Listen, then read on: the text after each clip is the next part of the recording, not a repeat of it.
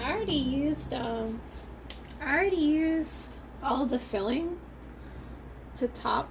I already used the filling for the jalapeno poppers to put on top of my English muffins that I've been having for breakfast, and it slapped. It was good.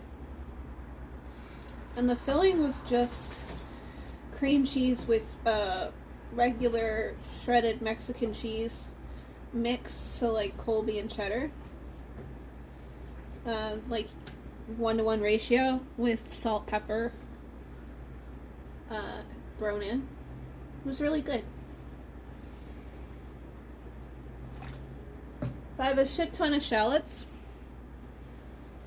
so I'm gonna make some like bloomin' onion style, like onion petal shit.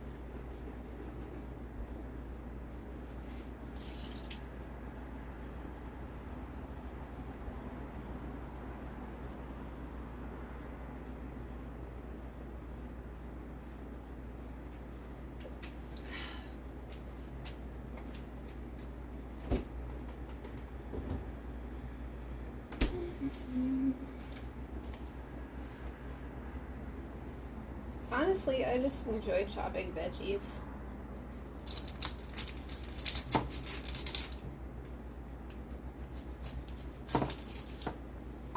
Ooh, that's a double butt.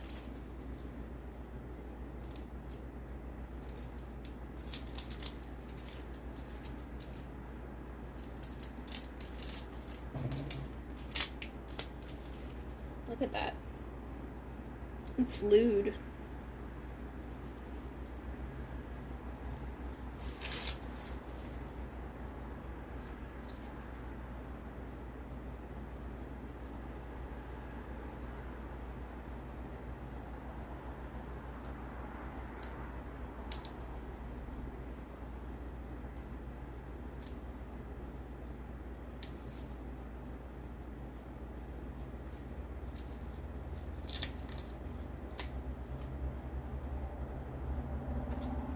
Whenever I peel onions, I always like to make the point. The science teacher point.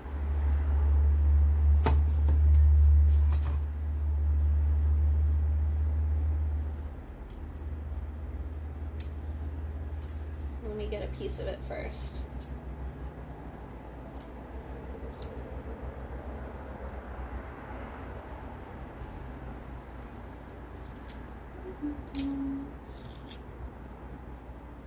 So onion skin, the stuff that lines this paper,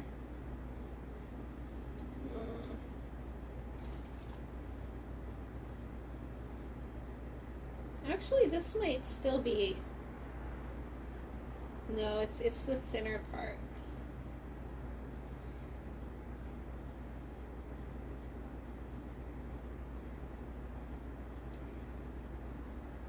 So this part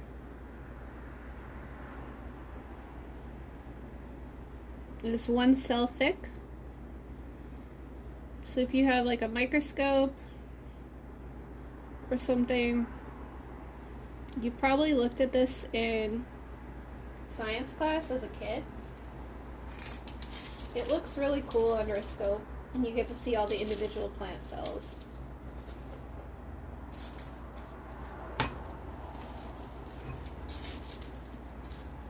I'm using the old batter that I used to. I tried to filter it as much as I could. So that's why there's a little bit of stuff in it still.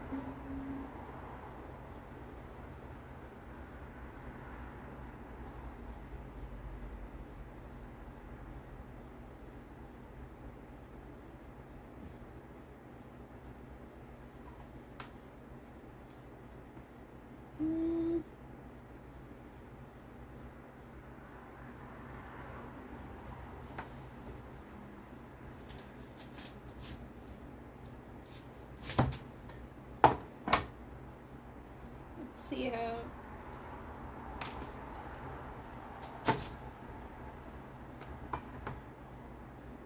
I want to split these up.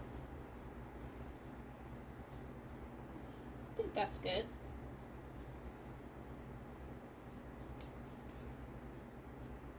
Maybe I'll save these for stir fries.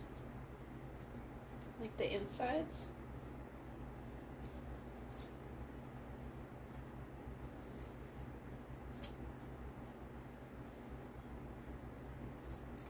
There we go. Onion skin. The 1 cell thick stuff. It's that.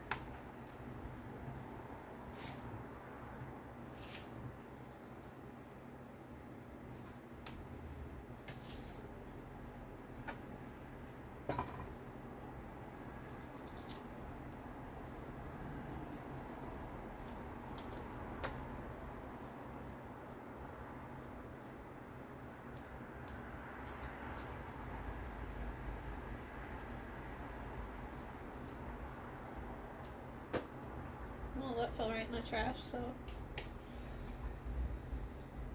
Should I blanch these?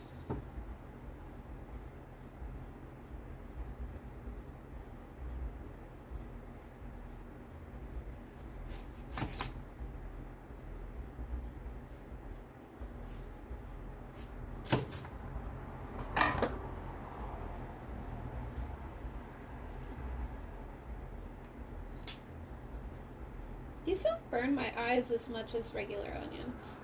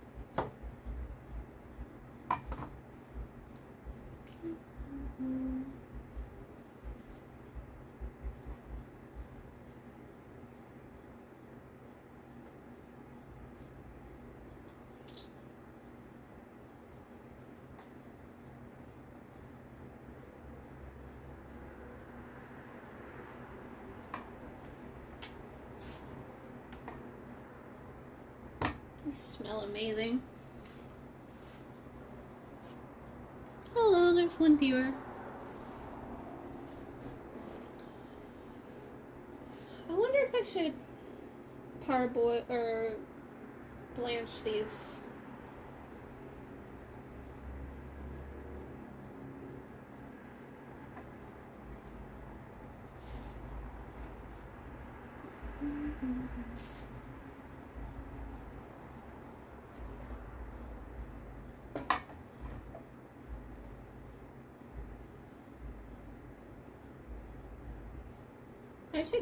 I'm gonna dice these up for when I want to make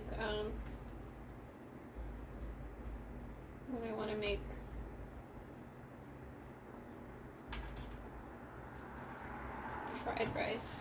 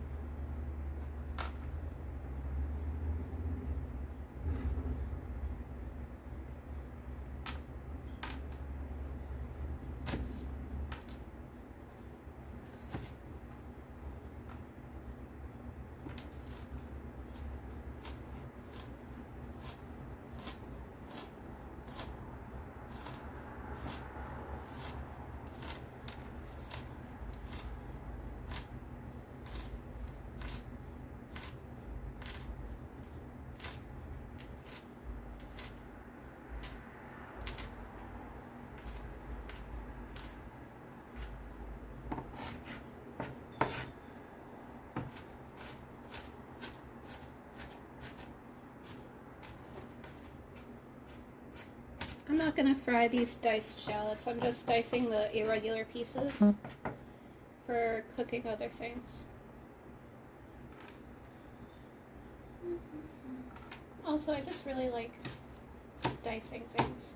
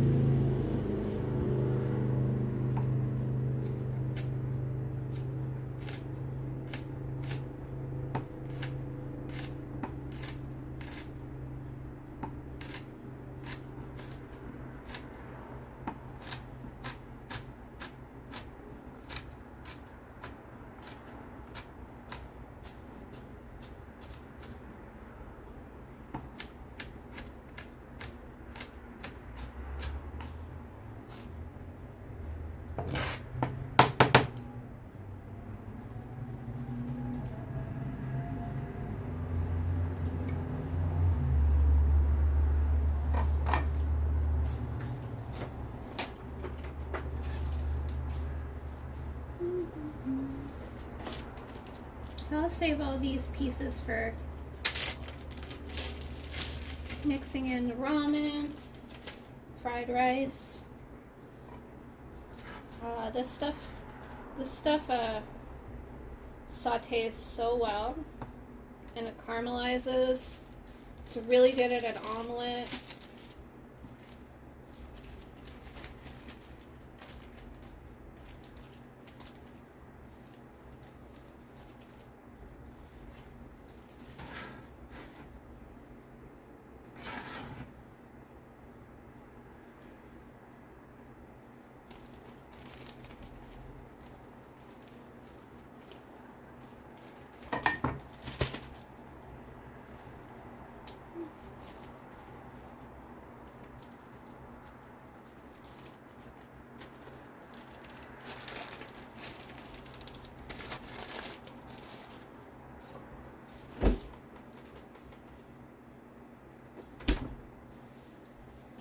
Okay.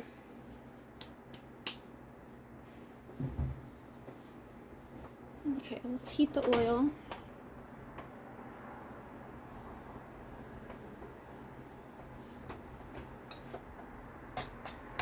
So this batter is what I used for my jalapeno poppers. It's 1 cup flour, 1 cup milk, and 1 egg. And it worked really well. Oh, and salt, and a lot of salt and pepper.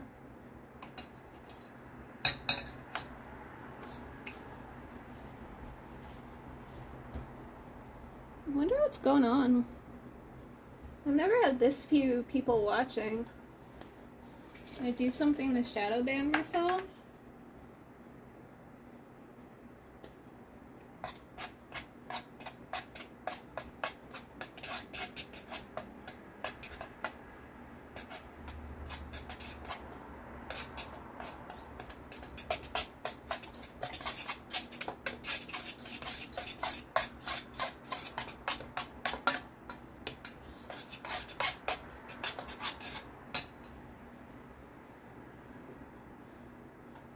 Adding a little bit of salt.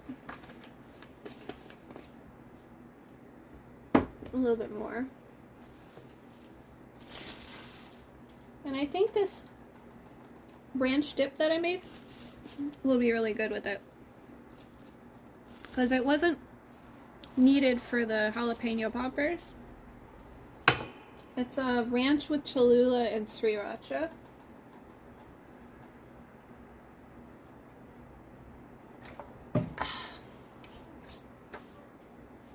So I'm heating the oil.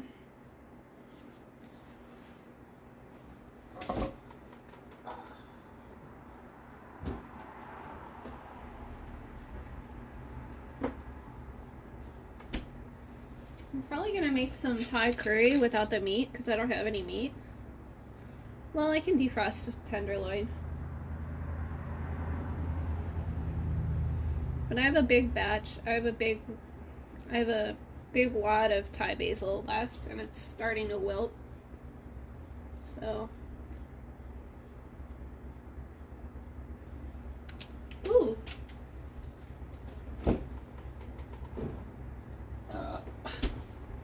Actually,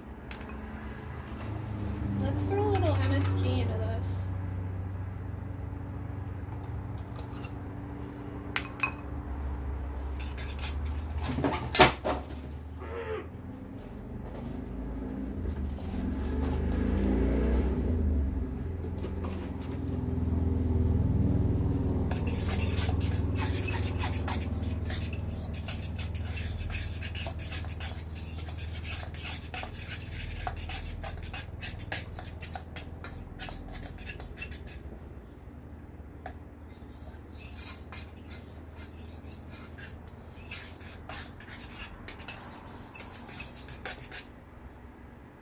MSG doesn't work very well with cheese. It adds savoriness, it adds umami. But it's sort of got a chickeny, I want to say it's not chicken, it's got a chickeny flavor. It reminds me of chicken broth. And that doesn't go really well with cheesy things like pizza and stuff, but it goes really well with like fried rice, like a lot of noodle dishes.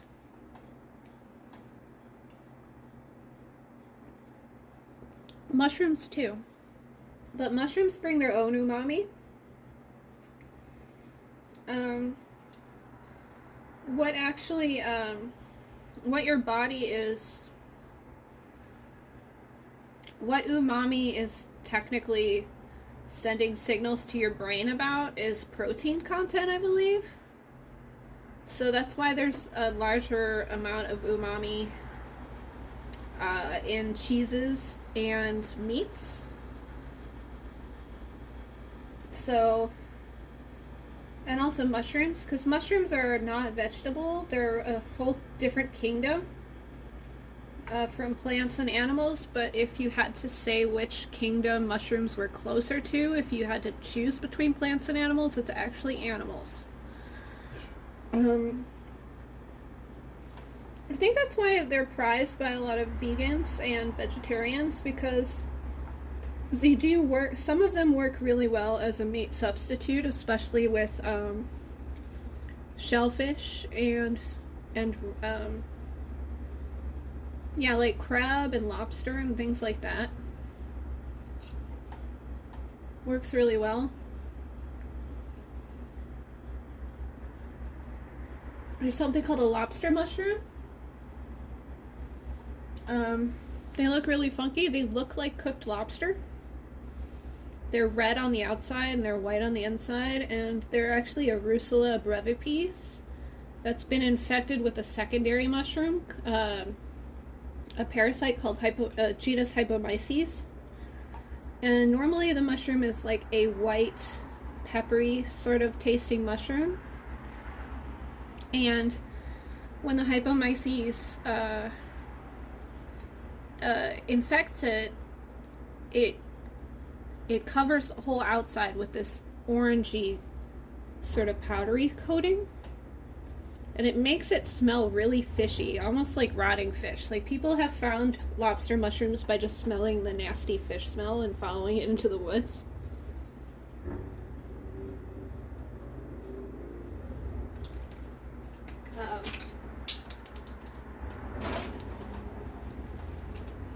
And it actually works as a good lobster substitute. There is a channel that I like to watch a lot called Mushroom Wonderland. And it's, the guy's the vice president for the local mycological society in the Kitsap Peninsula. So he's in, like, west of Seattle, Washington.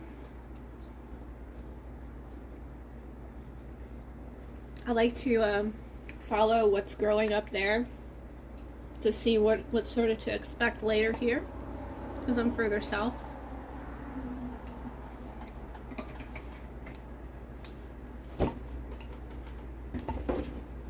And it's called Mushroom Wonderland, and he's got a he's made a lobster rolls with lobster mushrooms that he's picked. He's been finding a shit ton of them this summer. So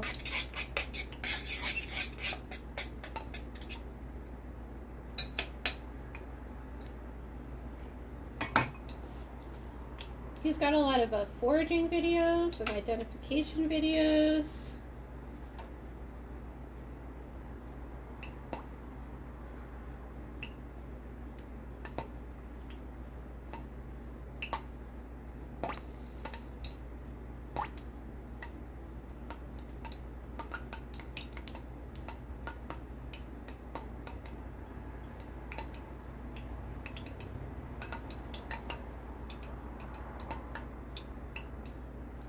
Maybe I should have made like a bloomin' onion style. But then I wouldn't be able to fry them individually.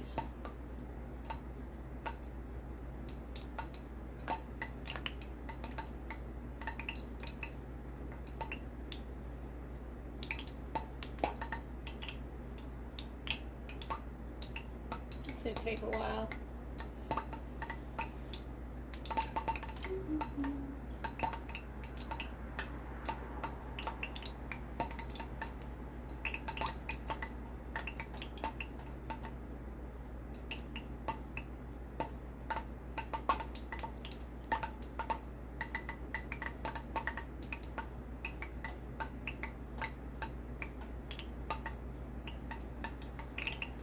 I've only seen onion petals on a few like bar menus.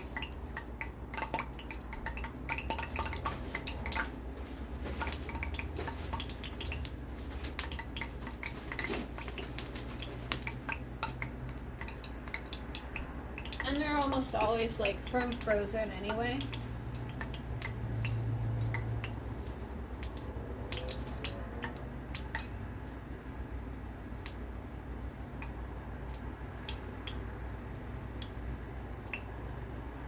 Let's see how this works.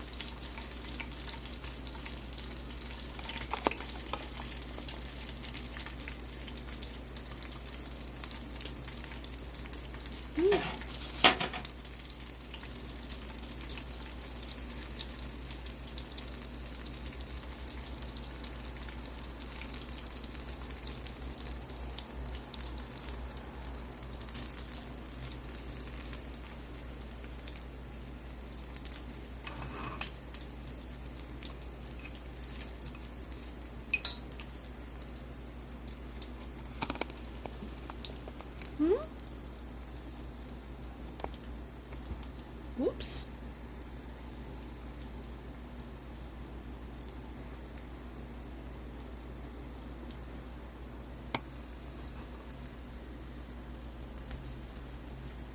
It's looking all right.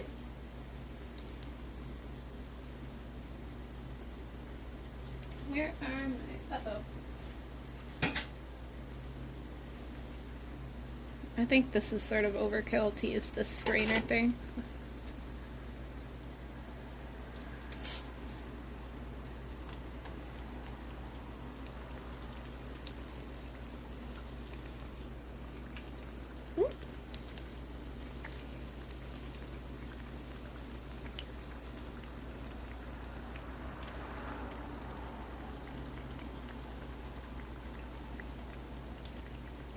That's looking good.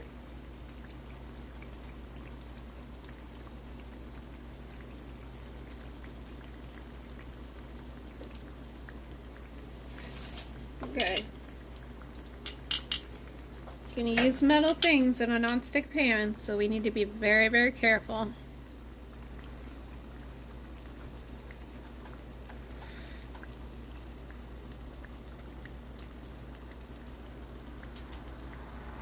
Don't touch the bottom.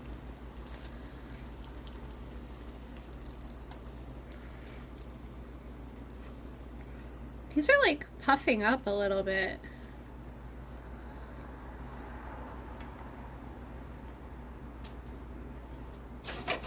Okay, that's looking good. Alright, let's make some more.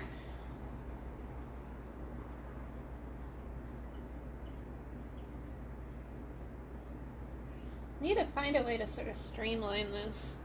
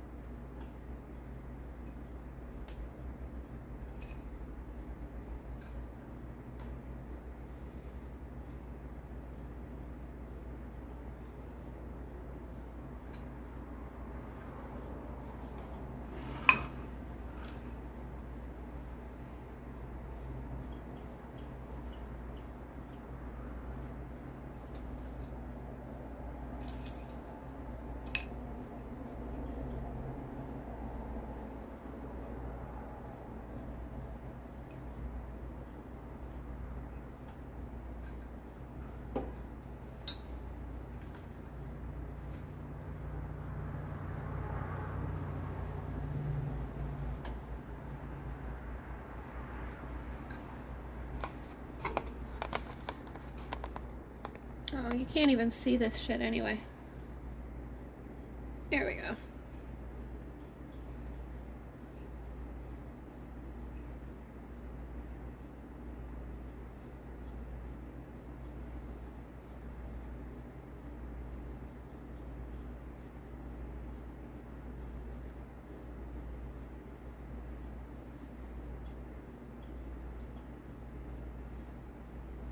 I think I need more breadcrumbs.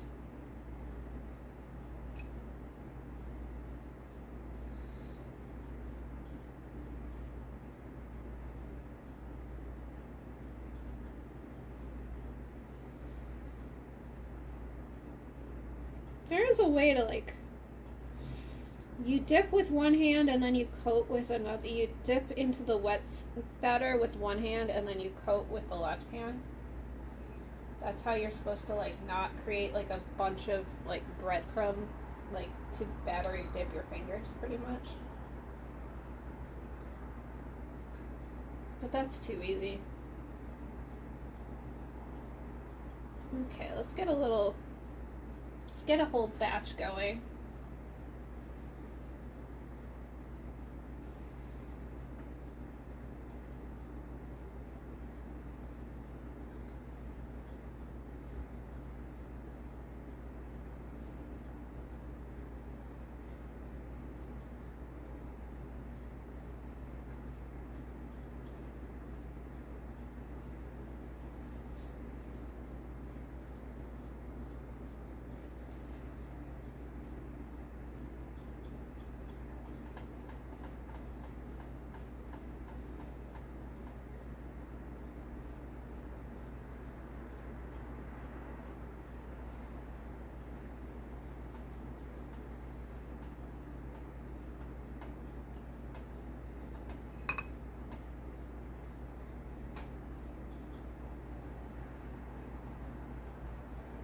It might be the egg and the batter that's causing it to puff up like that.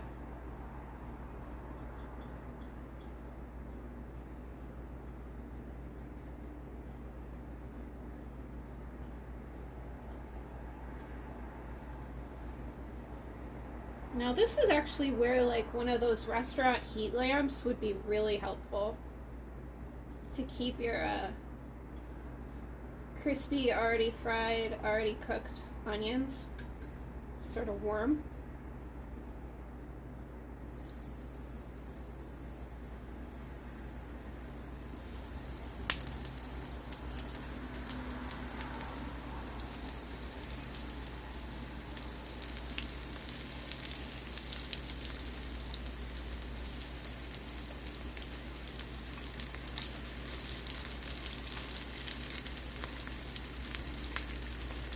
Uh-oh.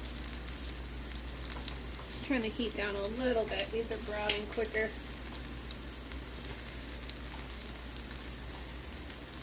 And then I like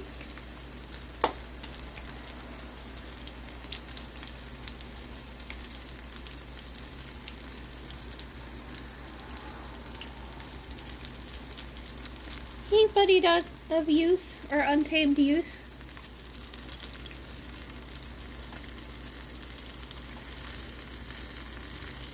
My oil is a little hot now.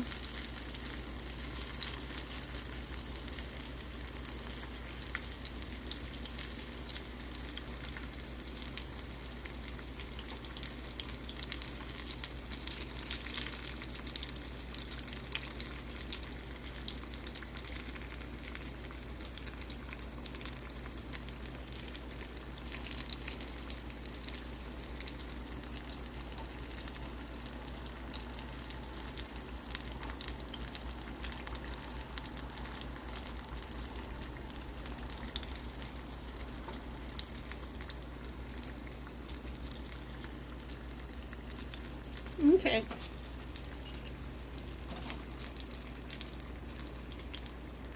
So I have this on about, like, a little bit below medium heat. Whoop.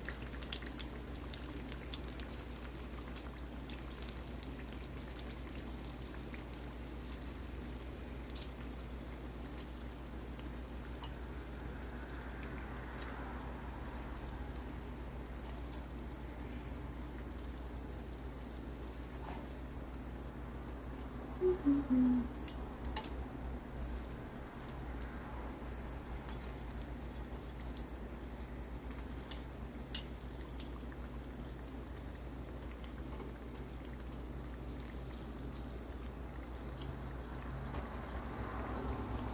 Frying is such a bear. It's one thing I like to buy from a restaurant. Exactly. Yeah, that's one of the things even as a child I realized, like, frying is a very simple way to cook if you have the setup for it, but it's still an extremely messy way to cook and a pain in the ass. So like having a deep fryer or getting like deep fried chicken tendies from the restaurant or even from a deli, because they just have a giant industrial sized deep fryer and they keep it always full of oil, and the oil gets cleaned every day. And even in restaurants, it's way easier. That's usually, like, when I was little, I used to think that, like, there's no point in ordering something. Like, this is how, like, boomerfied my ideas of restaurants are, because they were influenced by my mom, who is a boomer, but it makes sense. Like, I thought that you should never order something at a restaurant that you can make at home, because the whole point of going to a restaurant was to get things you can't make at home. So I would order things that I didn't even have a taste for. Because it's hard not to have a taste for, like, fried chicken wings or something like that. A lot of kids' menus had like little chicken wings. But I'd never order like a grilled cheese or something that I could easily make at home.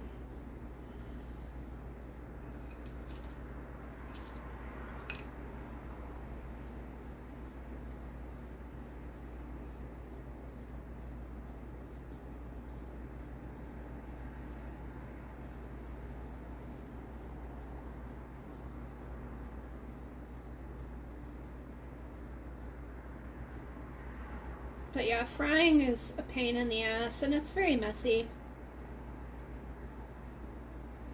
Also, just having enough oil, because you can see that this oil is already used up. I'm reusing some oil that I used for the poppers before, but I still had to freshen it with new oil. And I'll still have to do that again even if I want to reuse it, because I got to get rid of all that burnt stuff.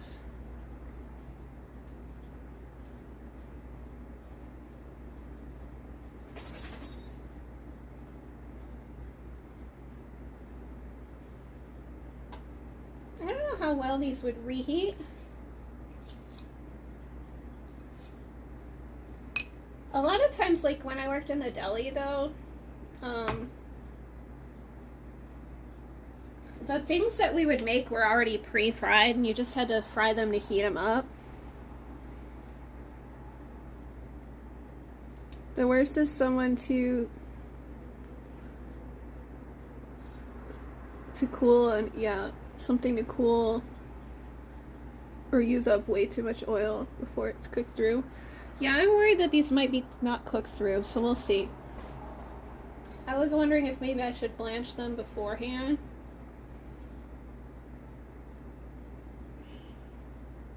But onion in general, oh, this is shallot.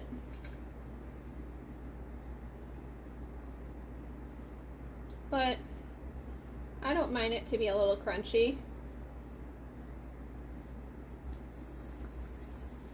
So hopefully that's not a big deal.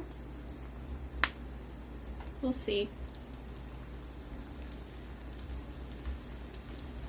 They look really good.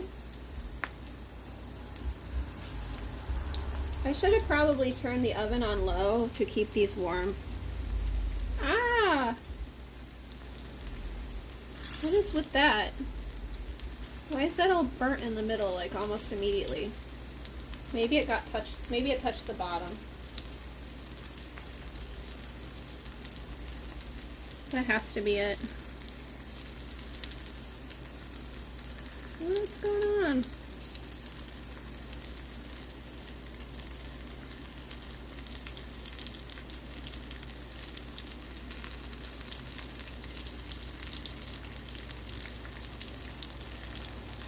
I think what I'll do is what I did with the poppers. I'll get these nice and golden brown, and then I'll pop them in the oven for like 10 minutes on like 350, just to heat them up all evenly.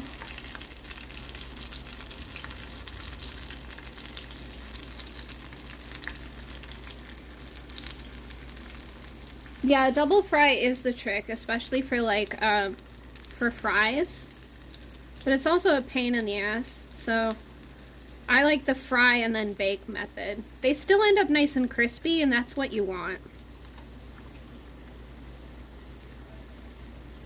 There was like one time I tried to make fries, and I read a recipe that said you don't have to double fry them.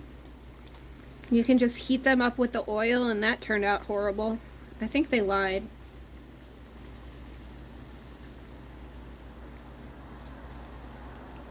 These look bomb as fuck though.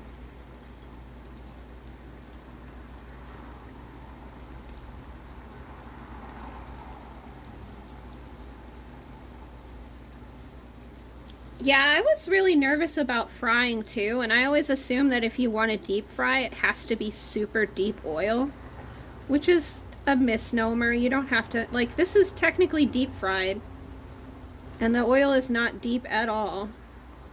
So I'm sort of learning. Like it, cause like even pan fried stuff isn't. This is a better temperature though. I had it too high earlier. I think they'll cook through a little bit more.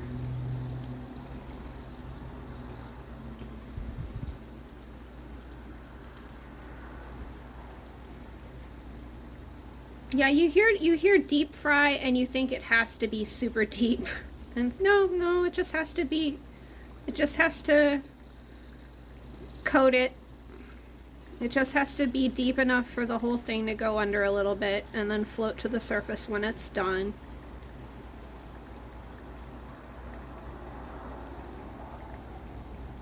These look really fucking good though.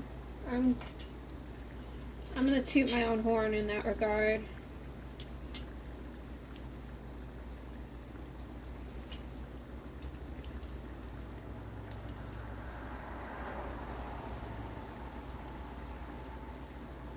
Having this white ceramic bottom pan, it's an art and a science. But like, see how they're like fluffing up.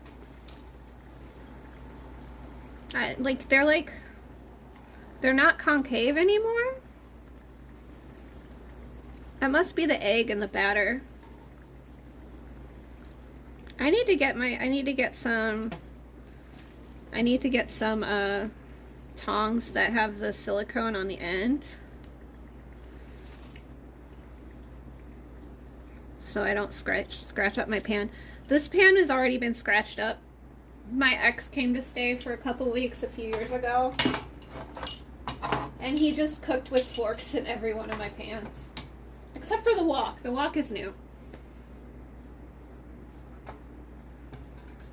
but he likes a lot of fried eggs in the morning, and so the pans didn't stand a chance.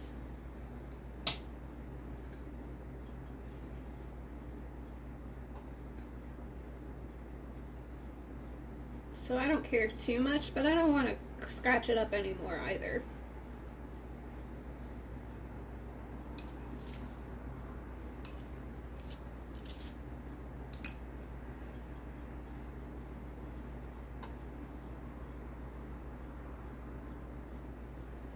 I think I cut up way too much for what I'm able to eat.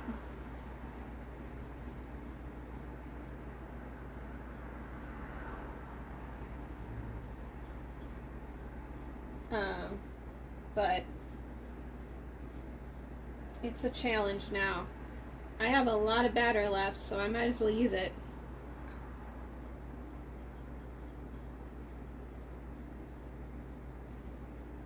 So I said in the beginning of this, and I'll post the VOD as well, But the batter that I'm using is 1 cup flour, all-purpose flour, 1 cup.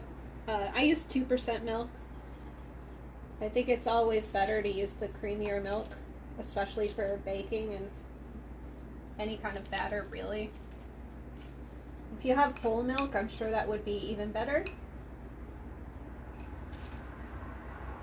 And 1 egg. So 1 cup milk, 1 cup flour, all-purpose flour, 1 egg.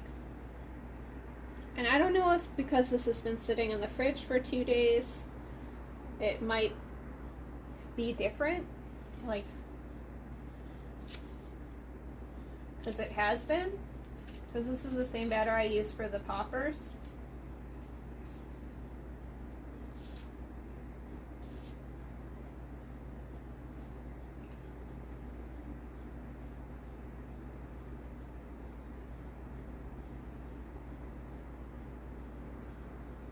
So we'll see.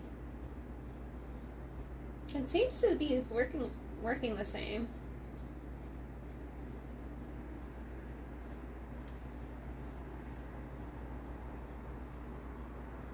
I guess I could, I don't know. I don't want to do that like double dip thing where you dip it in the egg and then in the flour and then you dip it in the egg again and then you dip it in the breadcrumbs, because these are already a pain in the ass to coat. So that's why I'm trying to make it as simple as possible for myself. So we'll see. They look good, and I know that the jalapeno poppers were really tasty. So I'm the one that's eating them, so that's really all that matters, is that I enjoy it.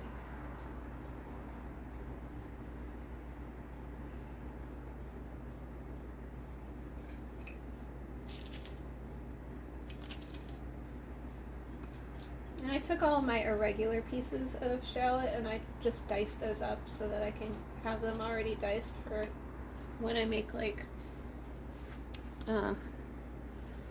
pakora maybe. You can really fry almost anything. Yeah, that's pretty much what I was thinking. People are like, you should just make like fried veggies with it when you're done. Uses chemical leavening. They expire in a short time, hence the term quick breads. Oh! For things that use baking soda and powder, but just means less fluffy. Okay, I did not know that's why they're called quick breads. I used egg as a leavening agent and thicken and a gluing together agent in this, just because of the fact that I don't have any baking powder right now. Like, I just used what I had around. I have a lot of egg.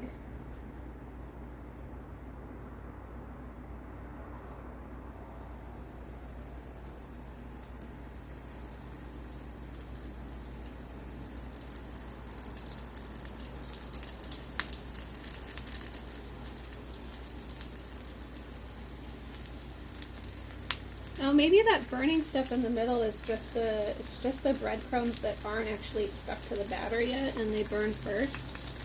But then they fall off when I flip them over.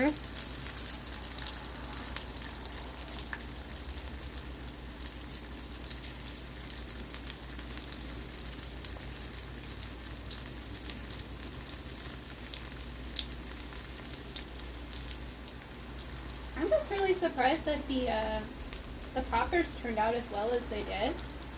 I guess because of the cream cheese doesn't really ooze when it melts.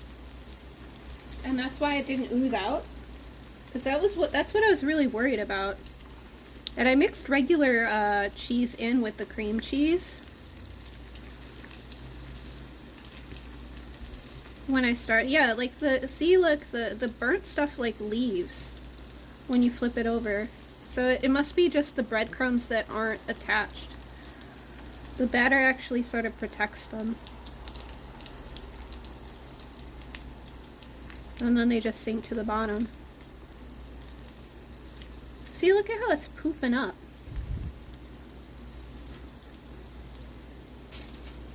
Alright, let's see how this goes.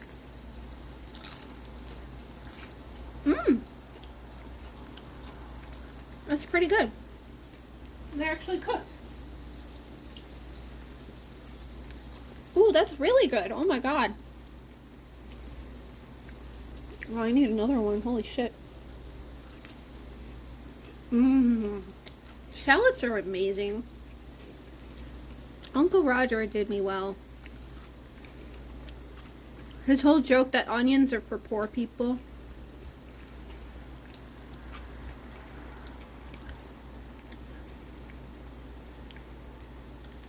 And the great thing is in the US, nobody knows the difference, so they don't cost much different either. But they have like a gentler flavor in their, they have a gentler flavor. But they also have like, gentler is a weird way to put it. They seem to be more tender and flavorful in my opinion. Maybe it's because I'm a better cook now that I'm cooking with more onions and shallots. Cause like maybe I don't know, they might have more sugar in them. They caramelize really well. Because I would like caramelize a little handful of diced ones. And then throw it in like an egg that I fry real quick. And throw on top of my ramen. And it's always like choice as fuck. It's so good.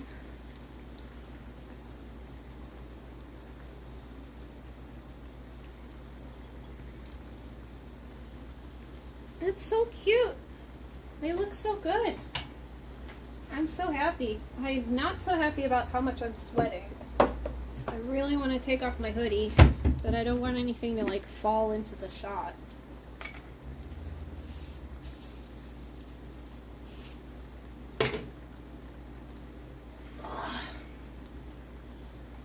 I'm gonna take it off.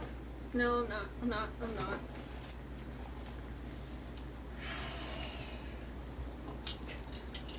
I'll take it off after these are done frying, and then I'll get the last batch going.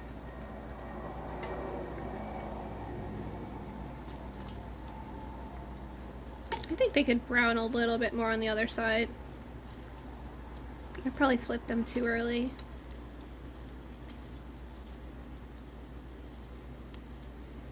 Using my fossil prep skills to be gentle and not touch the pan with the metal tongs.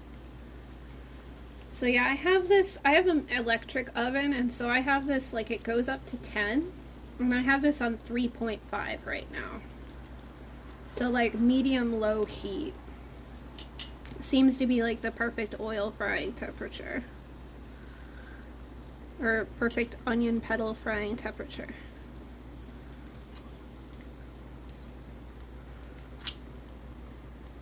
Yeah, there's no shot that the bar I used to go to made these from scratch.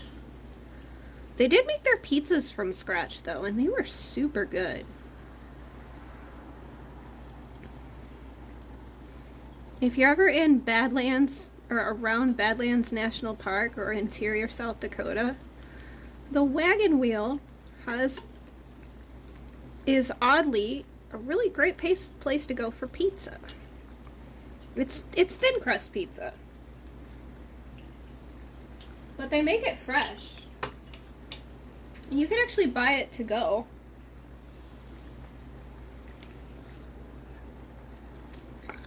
They have like little boxes of it, or little pizza boxes. There's really no other restaurant in town, especially if it's winter time and the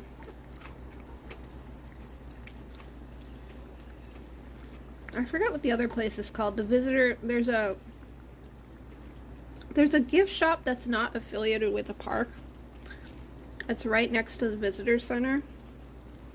And they also have a restaurant, but their food is eh. I would go there for they had Impossible Burgers.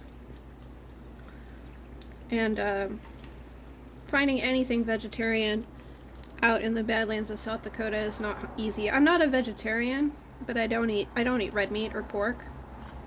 I do love me a good burger.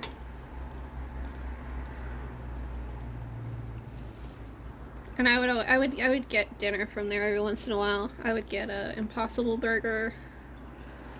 An Impossible Burger patties are really thick and filling. And they had sweet potato fries. So I would get that. And then I would go to the salad bar and get a shit ton of ranch dressing because I'm a heathen and I love ranch dressing as a dip for sweet potato fries only. I'll be right back. If this catches on fire, at least it's content. Content's content.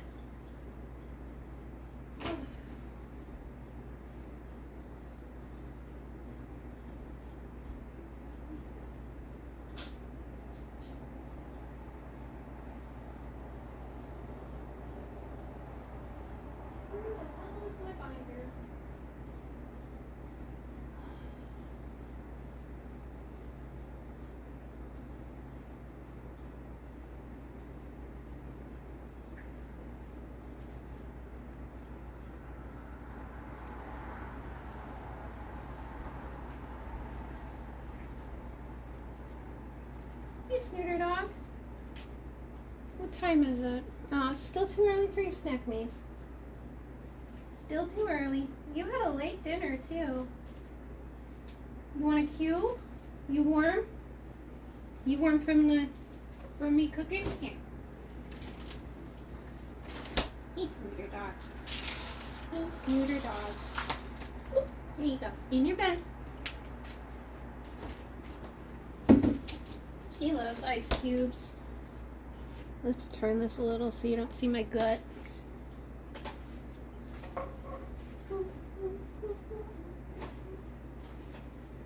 Honestly, these poppers and these onion petals that I'm making are honestly like me being less afraid of deep frying to begin with, to be honest. Like,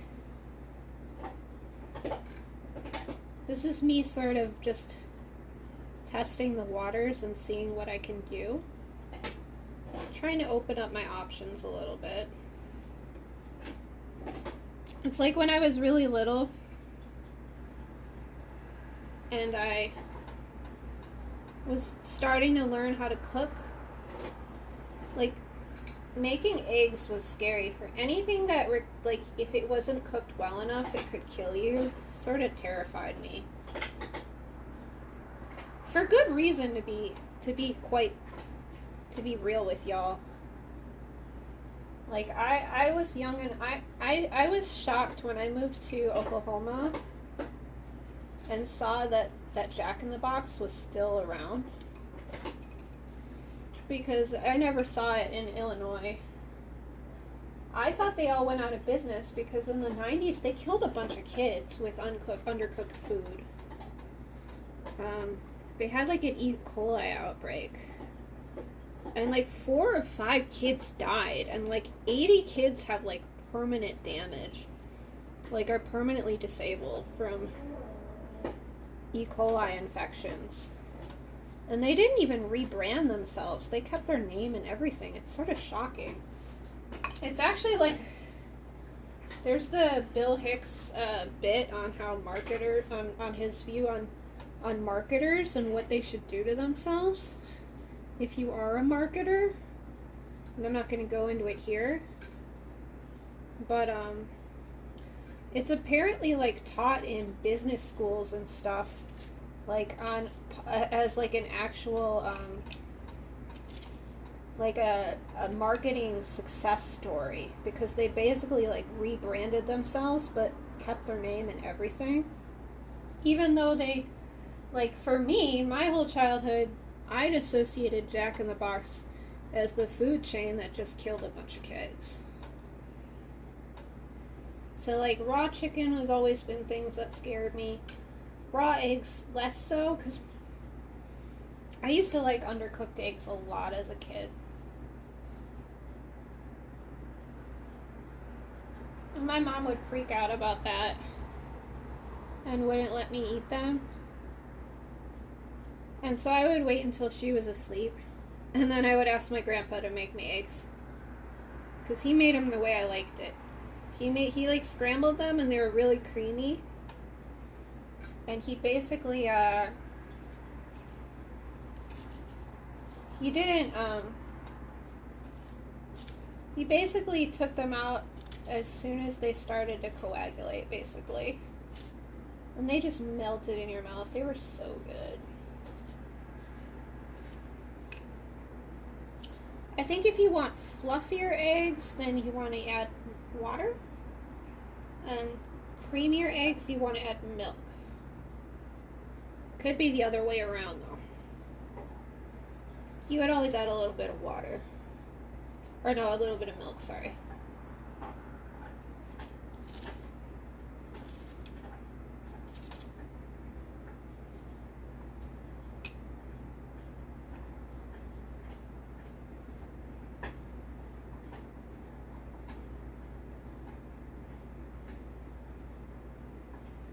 Yeah, like, making eggs, somehow it scared me.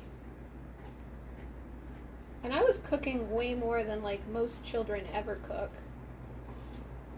Most adults have cooked in their life. I'm making a huge fucking mess.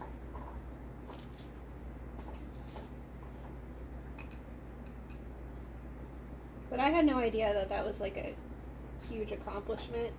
Until I, like, took home economics when I was six. I took home in 6th grade, so when I was 11.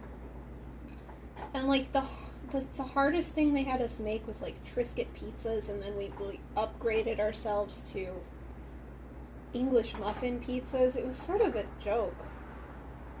Like I had already made my own recipes at that point.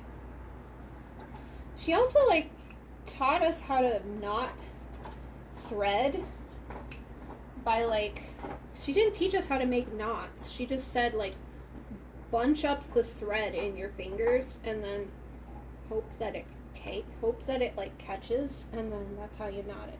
Like we had been all making like friendship bracelets for years at that point, and I think the teacher just thought we were like 5-year-old idiots or something.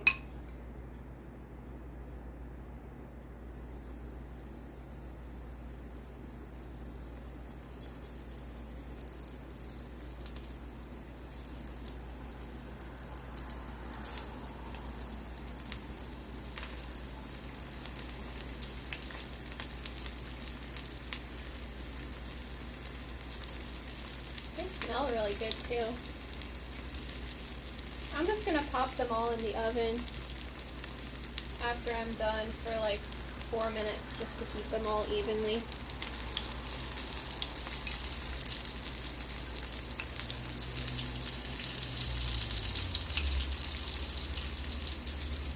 They are really tasty though.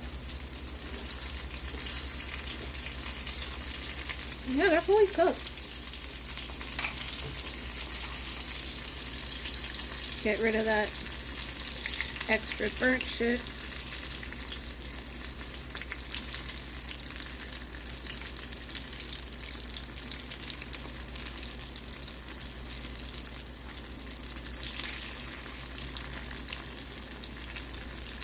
That looks really bad with the burnt stuff in the bottom.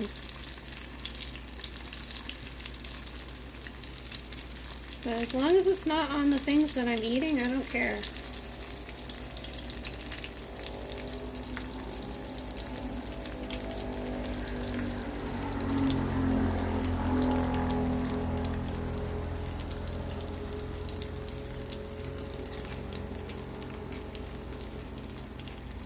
Should make a really good fried shrimp batter.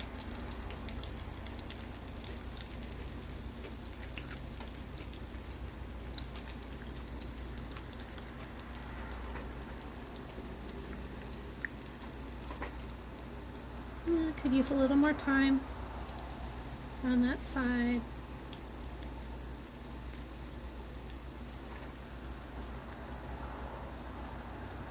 Stop flipping over on that other one. There we go.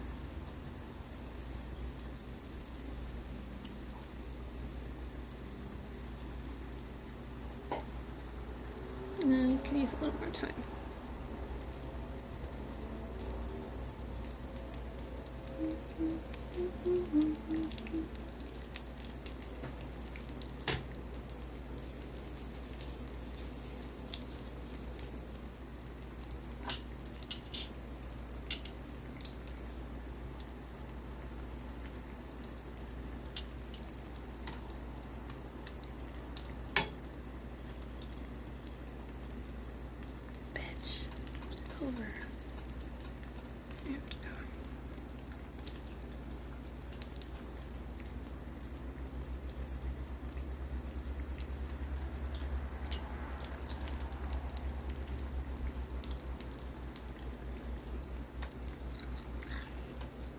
Mm. They're better when they're the thicker chunks. They're all fully cooked though.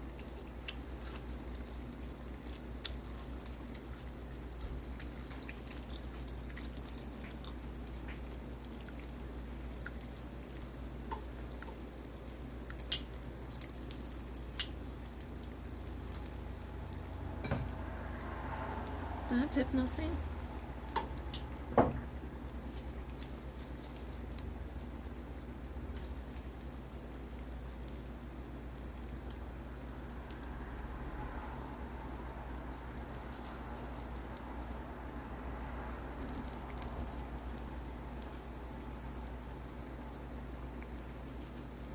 I took a foods course my freshman year in high school though, and we made some straight up cool stuff in there.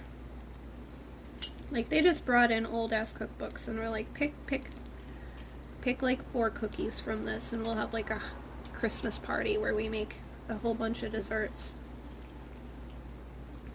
That was a fun class. I stopped eating red meat literally the next semester, so it was also the last time I could have taken a class like that, because so many of the recipes used beef or pork. So many of the fucking desserts used walnuts, and I'm allergic to that. I was not happy about that. Let's be real.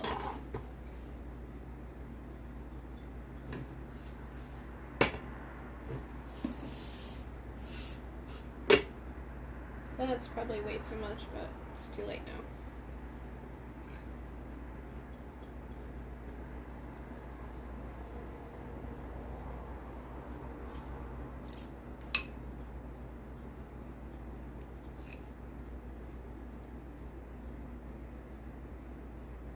Let's get the last batch done, and then I'll just dump this batter out. Well, I still got a bunch of batter. What else can I fry?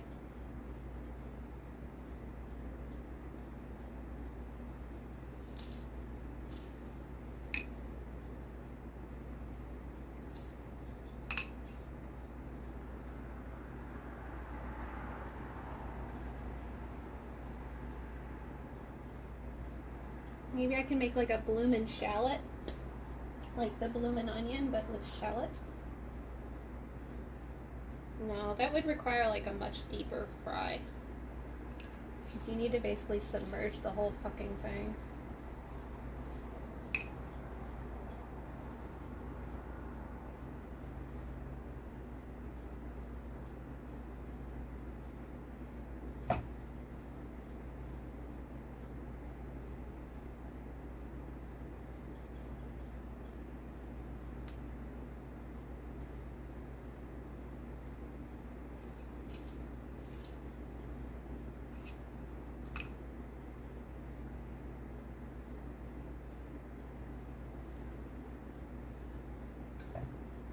The thicker it is, the better, though. This might actually be better with onion, just because onion's thicker.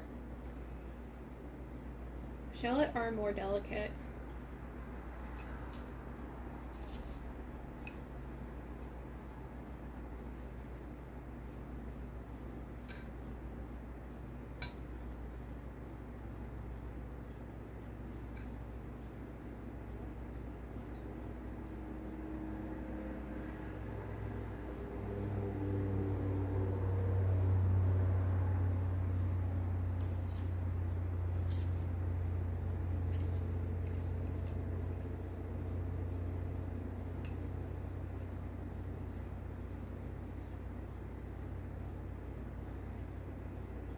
Just get them all the rest of them done.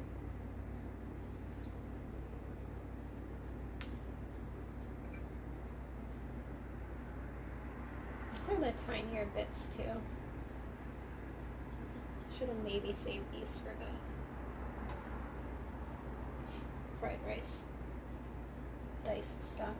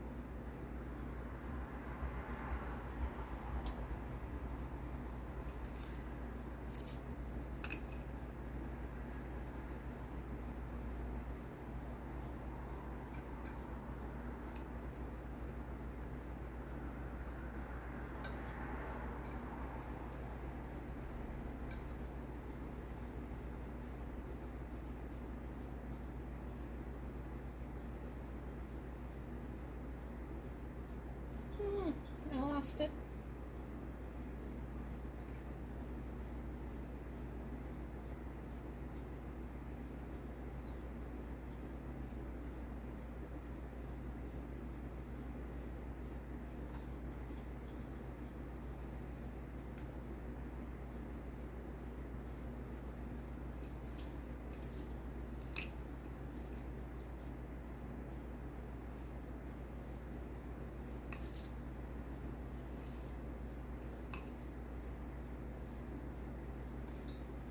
Okay, 2 more bits left.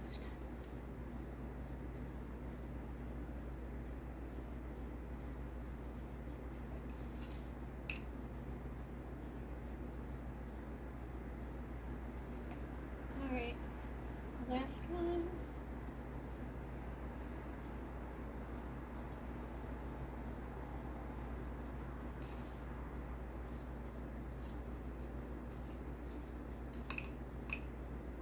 I just breaded everything but the onion.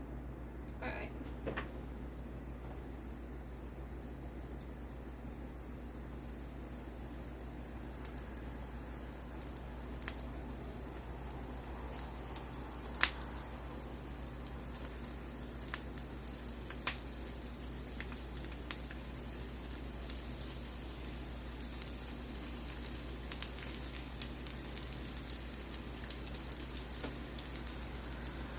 Too many. They're just all the little pieces. We'll see if I can keep up.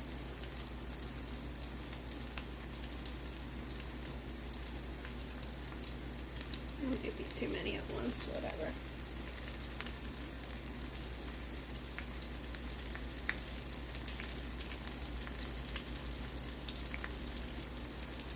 Got all of them? All of them. Hey, doggo. By the time I'm done with this, it should be time for you to eat.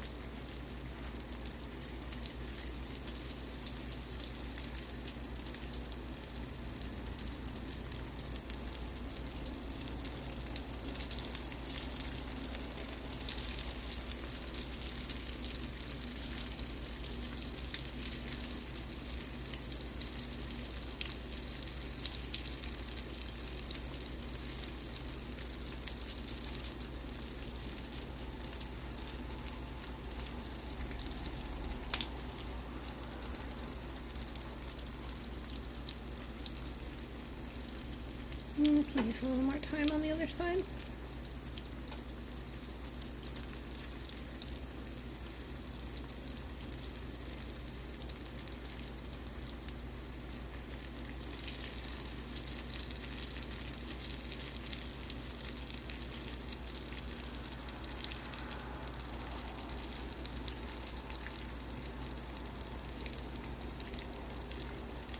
I think I put too many in at once, but whatever.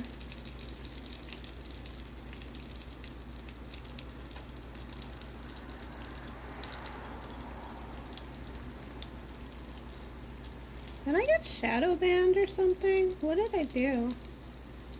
I went live earlier and I only had 1 watcher.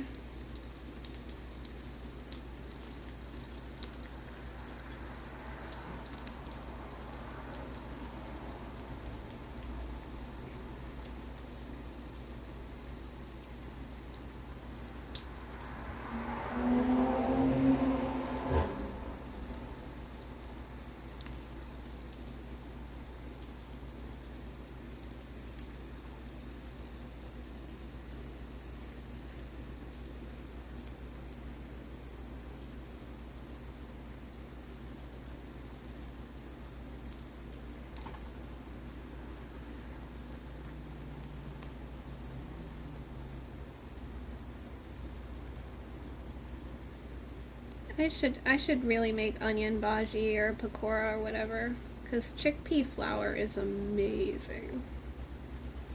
Anything dipped in chickpea flour and fried tastes so good, especially onion.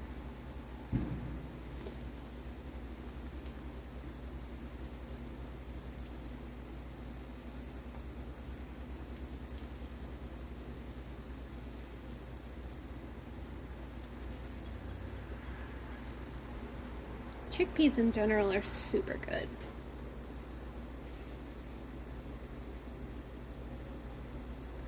Such a good flavor.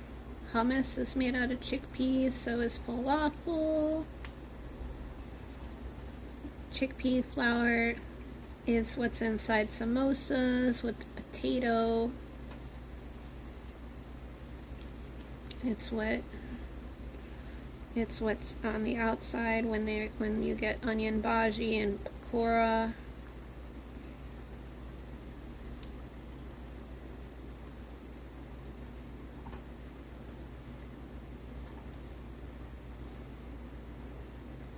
Just an overall tasty. Is it a legume? I'm not a big fan of like beans and things like that because I don't like the texture too much, but I like the texture of chickpea. Sometimes it gets a little too squishy. Like lentils, I like the flavor of lentils, but I do not like the texture. There is the red lentil, I think. It keeps its consistency a little bit more in cooking. I'm fine with those. But like regular brown lentils, not a big fan.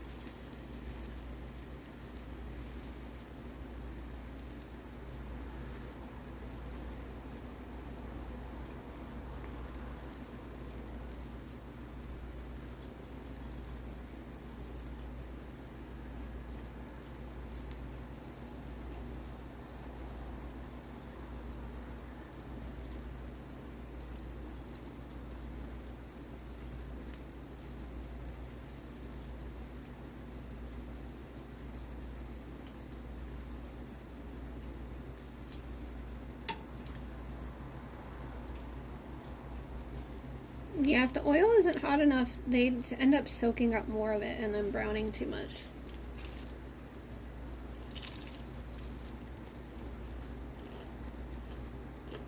There's a Persian cookie you might love. I think they're called nokochi.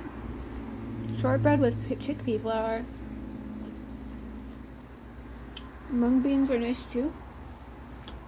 I don't know about chickpea flour and sweet stuff, but I'd give it a try.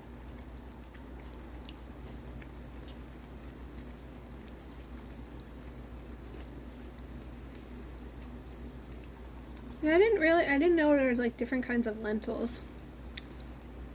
I always stayed sort of far away from like beans in general as a kid because I didn't like pinto beans. I'm not a fan. White beans and like white bean soup, not a fan.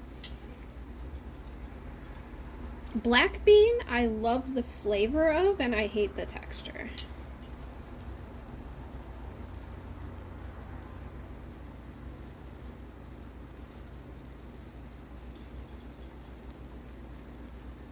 Nice and nutty if you let them brown just a bit with pistachio. Ooh, and rose. Ooh, that sounds good. I'm always up for trying new stuff.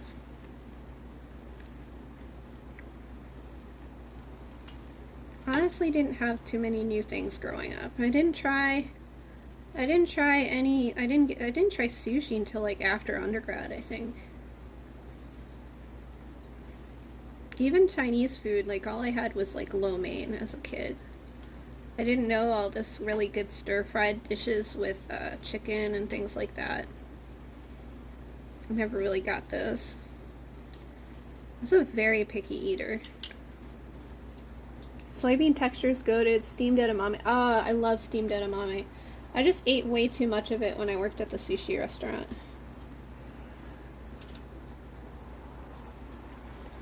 I do like soybeans though. Their edamame is good.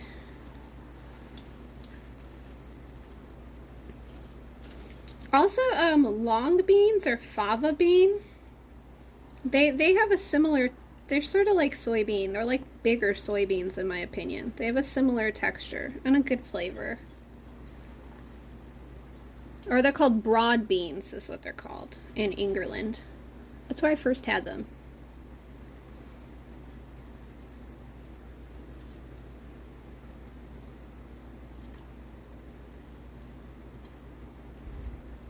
My mom ripped me once for buying weird stuff and not eating it all. Wanted to try weird things. Yeah, we didn't have too much. I was a very picky eater, though. I barely ate as a kid. I think nowadays you would call it ARFID. Avoidant Restricted Food Intake Disorder. Like, I was always underweight because I was so picky about what I ate. So my mom would like make she would like mix up Slim Fast for me just as like a meal replacement, just to give me extra calories because I never ate enough.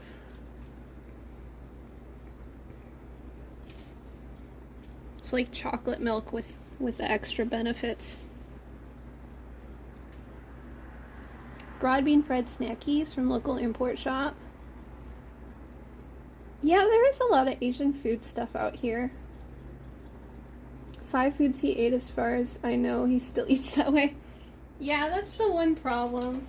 Like, once I got to branch out and try new things, I found more things that I liked, and I also sort of got, like, the flavor, like, the flavor profiles that I enjoyed, and I can work off of those. It helps a lot. But yeah, I've dated people and met people who are like they don't touch a vegetable, and even though they're like in their 30s and 40s, there are like, and it's really just like there are a few that they end up liking, and then you just have to branch out from there.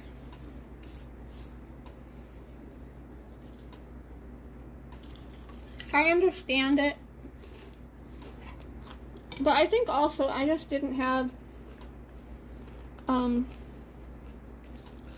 didn't have a lot to choose from or try as well. A big problem with like fresh foods in general, especially meats and fruits and veggies, is that there's so much variation. Like, each blueberry, like, one can be tart, one can be sweet, yada yada. But, like, when you eat a Ritz cracker or a wheat thin, it's the same every time. And consistency is really important for some kids. And just people. So you need to find what you like and then work with it. Like, Indian food is probably one of my favorite foods. A good butter chicken is heavenly. And I don't think I could live without it. It's so bad for you, but like the really good butter chicken, it like the whole thing solidifies when you put it in the fridge because it's like half butter. But it's so good. Alright, this worked out well. Just ignore how nasty that looks. I didn't burn any of these, though.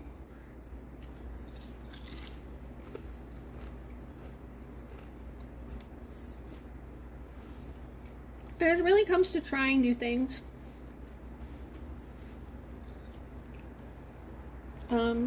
Like Thai curry. I never would have tried Thai curry if I wasn't at a Thai restaurant, and I'd never had Thai before in my life.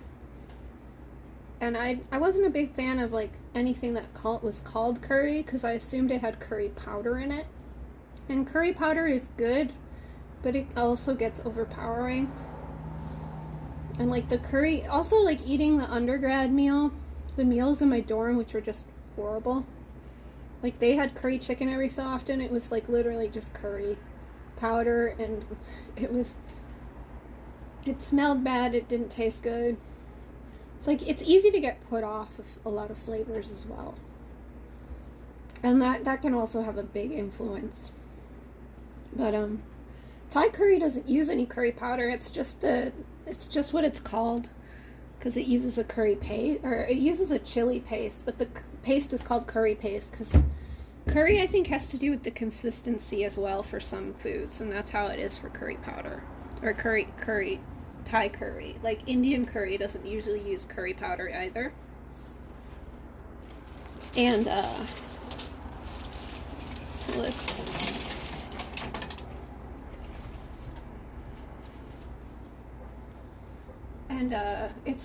it's just what do you call it when it has like a sauce? I guess the best way to put it in like English is gravy.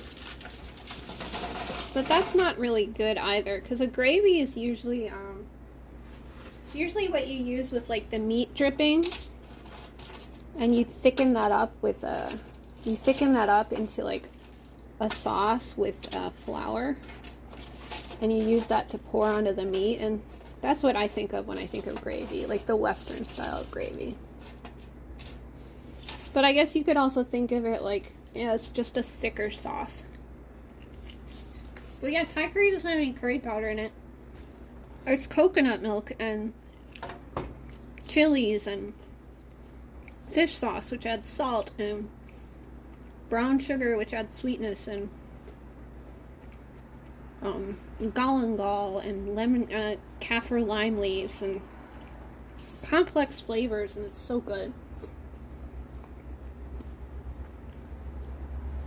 Yeah, you can use you can call a lot of things curry and a lot of things gravy. So, it looks pretty good. I didn't even burn a single one.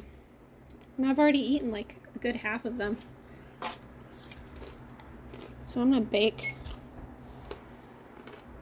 They're fully cooked too, so I actually don't need to bake them for very long. I just need to put them in the oven so that they all heat up at the same time.